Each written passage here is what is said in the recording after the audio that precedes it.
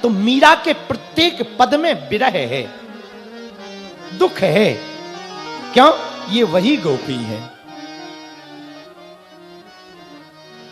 मीरा के प्रत्येक पदों में दुख है, प्रत्येक पद में विरह है। कोई मीरा के दुख को समझ ना पाया, कोई मीरा के विरह को समझ ना पाया, क्योंकि मीरा साधारण नहीं थी, पूर्व जन्म की गोपी थी। वही कलयुग में मीरा बनकर प्रकट हुई। भगवान ने गोवर्धन लीला को किया। आहा, मीरा गाती ना, मीरा कहती कि हमारे जीवन में श्याम सुंदर के अलावा कोई दूजा नहीं। मेरे पागलों, मीरा की चर्चा उठी तो एक बात हम कहना चाह रहे, हमको याद आई। मीरा का जन्म 5000 वर्ष बाद हुआ कृष्ण के, लेकिन आप मीरा के चरित्र को पढ़ोगे तो एक बात नहीं पाओगे। अब वो ये है कि मीरा जब नाचती थी ना, तो ये मान करके नहीं नाचती थी कि ये कलयुग चल रहा है। अब वो द्वापर में हुए हैं। वो जब नाचती थी तो ऐसा मानकर नाचती थी कि मैं मधुबन में हूं और कन्हैया बांसुरी बजा रहा है। इतनी डूब जाती थी मीरा। परमात्मा का मिलना कठिन नहीं है, हमारा आपका डूबना कठिन है। जिस दिन तुम डूबने लगोगे, परमात्मा उसी दिन प्रकट होने लगेगा। मीरा नृत्य में खो जाती थी। मीरा बावरी थी। विष भी दिया तो मीरा ने विष मानकर नहीं पिया। जब ब्राह्मण ने कहा कि ये चरणामृत है, मीरा ने कहा गोविंद का चरणामृत है तो पीऊंगी। पर ब्राह्मण ने कहा सुनो, चरणामृत तो है, पर राणा ने तुम्हारे लिए विष भेजा है, इसमें जहर मिला दिया। मीरा कहती है यदि गोविंद का चरणामृत में यदि विष मिला है तो मुझे विष भी स्वीकार है। मुझे तो सिर्फ कृष्ण से मतलब है, मेरे आराध्य से मतलब है। मेरे आराध्य को यदि ये प्रिय है तो मैं पीऊंगी। और राणा ने विष दिया, मानो अमृत पिया, और मीरा पी गई। और विष को भी पी करके अमृत को पा गई। मीरा जब नृत्य करती थी तो माधव को सामने पाती थी। मीरा जब वृंदावन गई तो अपने आराध्य को मिलने गई, तो उन्होंने सुना कि यहां एक बहुत अभूतपूर्व महात्मा रहते हैं, उनके दर्शन करना चाहिए। मीरा दर्शन करने गई तो उनके चेलों ने कहा कि हमारे गुरुजी तुम्हें दर्शन नहीं दे सकते। बोले क्यों? बोले हमारे गुरुजी किसी स्त्री का मुख नहीं देखते। तो मीरा हंस गई। चेलों ने कहा क्या बात है, आप हंसे क्यों?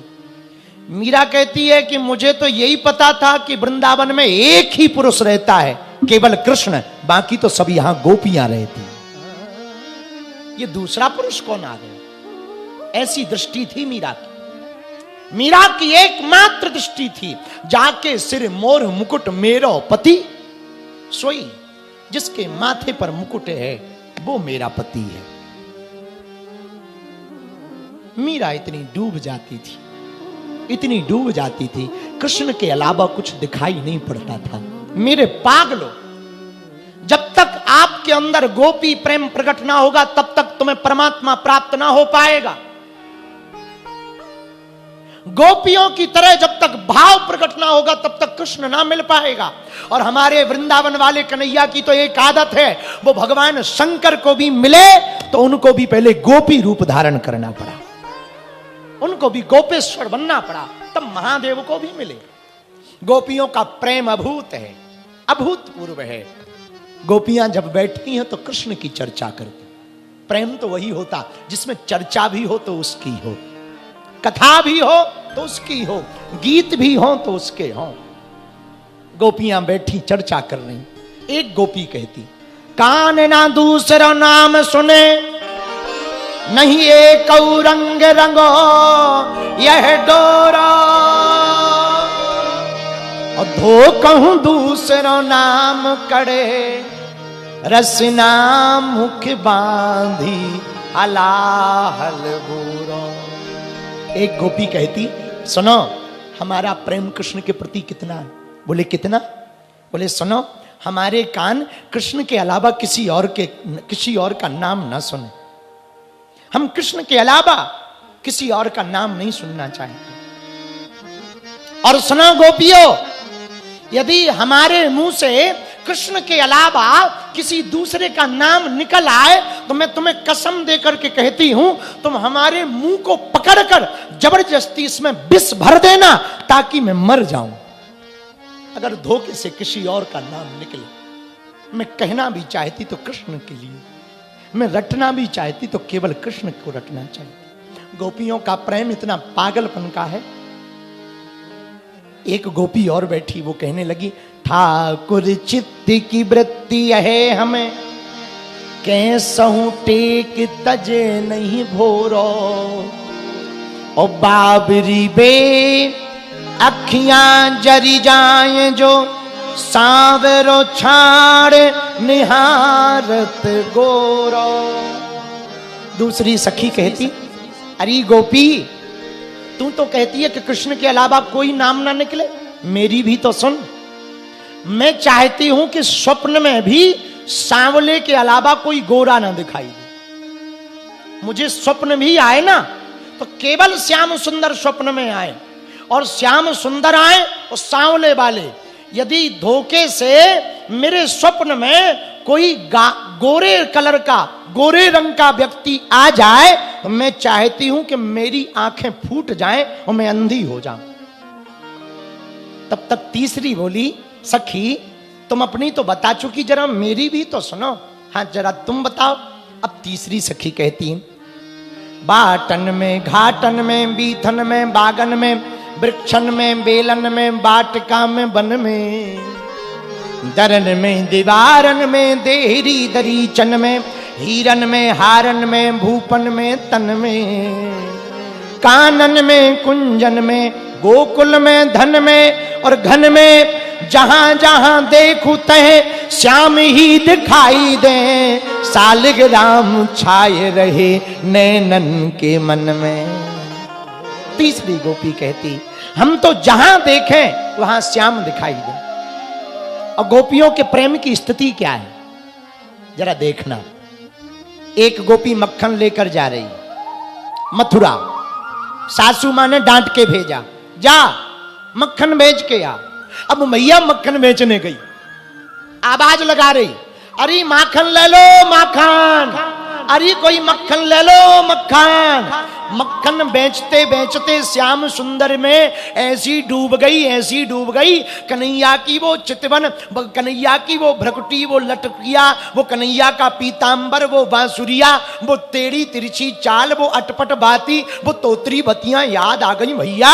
और वो मक्खन बेचते बेचते बेचते चिल्लाने लगी, अरे कोई कन्हैया ले लो कन्हैया, अरे कोई माधव ले लो माधव, अरे कोई कान्हा ले लो कान्हा। कन्हैया कोई बेचने लगी। तब तक पांचवी गोपी बोली, तू अपनी छोड़ मेरी सुन, मैं कितना प्रेम करती हूं, बता। अरे बोले क्या बताऊं, मैं तो आज रसोई बनाए रही थी, रसोई बनाते बनाते ना जो काला काला तवा है ना, वो काले काले तवा पे मैं रोटी धरने ही वाली थी, तब तक मुंह को काले काले तवे पे ये काला कलूटो कन्हैया दिखाई पड़ गया। बोले फिर क्या, बोले फिर क्या, काले काले तवे पे जब कालो कालो कलूटो कन्हैया दिखाई पड़ो, सोई मैंने रोटी बनाना बंद कर दो और लाके एक गगरी पानी चूल्हे में उड़ेल दो। बोले काहे को, बोले जा बात को, कहीं कालो कलूटो तो वैसे ही है और आग की झार पड़े बिल्कुल ही करिया ना पड़ जाए। सोई मैंने पानी बुझाए दो। दिन भर सासू मां ने गाली बकी, बाबरी हो गई, पागल हो गई, बोराए गई, पगलियाए गई, ना जाने क्या करे, रोटी तक ना बना के देवे, ऐसी बहुमंते तो भगवान ही बचावे। और दिन भर गाली सुन के फिर मैं यहां आई, मैं क्या बताऊं, मेरो तो हाल ही बेहाल है। ऐसो गोपियन को प्रेम है भैया, जा प्रेम के कारण ही ठाकुर जी प्राप्त होवे। एक बात हम कहबे, भगवान को पानो है ना तो गोपियन जैसो प्रेम हृदय में लानो पड़ेगा, तभी भगवान की प्राप्ति होगी। भगवान को पाने का एकमात्र उपाय, यहां भगवान रास की चर्चा भागवत में आती है। क्या बोली गोपियां, ठाकुर जी आप हमारी रसोई बनाते समय जब बांसुरी बजाते हैं ना, एक लफड़ा हो जाता है। क्या? आपकी बांसुरी में ऐसो जादू है लाला, कि जो रसोई में हम चूल्हे में लकड़ियां लगाते ना, वो बांसुरी की धुन सुनकर हरी हो जाती और रस टपकाने लगती, आग बुझ जाती, रसोई धरी रहती और सासू मां गालियां सुनाती। तो भगवान बोले हम क्या करें? बोले थोड़ा ऊपर नीचे बांसुरी बजा लिया करो, 1-2 घंटा पहले या 1-2 घंटा बाद, रसोई बनाते समय मत बजाया करो। भगवान बोले वाह, हमारा तो नियम है सो है। आज भगवान ने पूर्णिमा की रात को बांसुरी बजाई, बांसुरी उठाई, भगवान पीता रात्रि सरदोत फुल्ल मल्लिका वीक्षिरंतुम मनश्चक्रे योग माया मुपाश्रिता। भगवान ने बांसुरी बजाई। जो गोपियां घरों में थी महाराज, जो बांसुरी की धुन सुनी, सोई दौड़ी दौड़ी आई। एक गोपी आंखों का काजल लगा रही थी। अब जरा प्रेम देखना कितना है। आंखों का काजल लगा रही थी, पर जैसे ही बांसुरी की धुन सुनी, आंखों का काजल एक आंख में लगा लिया, बाकी उंगली में छपा लिया, दौड़ी दौड़ी चली आई और उसको लाली समझकर होंठों पे लगा लिया। अब दूसरी की सुनो। जैसे ही बंसी बजी, दूसरी गोपी पांव में पायल पहन रही थी, पांव की एक पायल पहन पाई, पर भागी भागी जैसे ही बांसुरी की धुन सुनी तो भागी भागी आई, पांव की पायल हाथ में ब्रेसलेट की तरह बांध ली। अब तीसरी गोपी की सुनो। तीसरी गोपी अपने लल्ला को दूध पिलाए रही थी, पर बाई समय पे ठाकुर जी ने मैया बंसियों बजाए दी। ऐसी बंसी बजाई कन्हैया ने कि लल्ला को जोर से धरती पे पटक दो और जोर से लल्ला रोने लगो, से एक जोर से चाटा दो, ले पूत रोना हो तो रोए, मैं तो जे चली, और भागी नजर आई। एक गोपी के पति ने जाने नहीं दिया, दरवाजा बंद कर दिया, ताला बाहर से लगा दिया, पर बांसुरी उसके कानों में सुनाई पड़ रही थी। बावरी हो गई, परेशान हो गई, नहीं जाने दिया। सोई बा गोपी ने पता है क्या किया? भीतर बैठे बैठे ध्यान अवस्था में पहुंच गई, शरीर घर पे ही धरा रहा, आत्मा रूप में गोविंद के पास पहुंच गई। जैसे ही गोपियां आईं, जैसे ही सब गोपियां पहुंची, सोई भगवान ने कहा स्वागतम वो महाभागा प्रियम किम करवाणि वा। पहले तो स्वागत किया, आओ आओ, स्वागत है, स्वागत, आओ आओ, बहुत अच्छी है, आओ आओ, स्वागत है गोपियों, स्वागत है। फिर तुरंत पूछ लिया किस लिए आई हो? गोपियां बोली वाह, पहले तो बांसुरी बजा के बुलाते हो, आ जाते हैं सो पूछते हो किस लिए आई हो। ये तो वही वाली बात हो गई है कि कल किसी ने कहा कि हमारे घर पे गुरुजी निमंत्रण है, और दूसरे दिन पहुंच जाओ कि आज निमंत्रण है, दिन भर खाओ ना, और जैसे ही उसके घर पे पहुंचो वो पूछे गुरुजी क्यों आए हो, क्या बीतेगी, आफत हो जाएगी। वाह क्या गजब आदमी हो। वही गोपियों के साथ हुआ कि पहले तो स्वागत भगवान कर रहे, बांसुरी बजा रहे, बुला रहे, और जैसे ही गोपियां पहुंच गई सब पूछ रहे काय को आई हो? गोपियां बोली महाराज जय हो, भगवान ने लीला की। अच्छा अच्छा अच्छा, आप आ गई, कोई बात नहीं, कारण है कुछ? गोपियां कुछ नहीं बोली, मुस्कुरा रही भगवान को देखकर। कोई बात नहीं, भगवान ने ही बात शुरू की। आज पूर्णमासी है, लगता है वृंदावन देखने आई। दृष्टम वनम कुसुमतम राकेश कर रंजितम। अच्छा, बहुत बढ़िया है, बहुत बढ़िया। सुनो, वन देखने आना चाहिए, अच्छी बात है, लेकिन विवाहित स्त्रियों को अकेला वन में नहीं आना चाहिए। गोपियां बोली जय हो, ये प्रवचन सुनने बुलाए, ये प्रवचन सुनने बुलाया है। भगवान फिर बोले चलो कोई बात नहीं, यदि हमारे प्रेम के कारण आई तो हमारी बात सुनो। श्रवणात् दर्शनात् ध्यानामयी भावो नो कीर्तना। हमारे प्रेम में इतना बाबरा नहीं होना चाहिए, ज्यादा ही हमसे प्रेम है तो हमारी कथा सुनो, हमारे दर्शन करने की लालसा है तो ध्यान करो, पास आने की आवश्यकता नहीं है, घर पे ही रहो। और सुनो, जल्दी वापस लौट जाओ गोपियों, गोपियां बोली क्यों? भगवान बोले तुम्हारे पति खोज रहे होंगे, बच्चे रो रहे होंगे, गैया रभा रही होगी। भगवान ने सोचा जरा चेक कर ले इनका घर में अभी भी मन लगा कि नहीं, या पूरी हमारी हो गई। अब तक तो गोपियां चुप रही। अब गोपियां बोली महाराज रुक जाओ, जब से आए हो प्रवचन ही सुना रहे हो, अब जरा हमारी भी तो सुन लो। भगवान से गोपियां बोली प्रभु एक निवेदन करना चाह रहे। भगवान बोले पहले हमारी सुनो। क्या? विवाहित स्त्री को पर पुरुष का चिंतन नहीं करना चाहिए, वरना नरक की गामनी होती है, नरक जाना पड़ता है।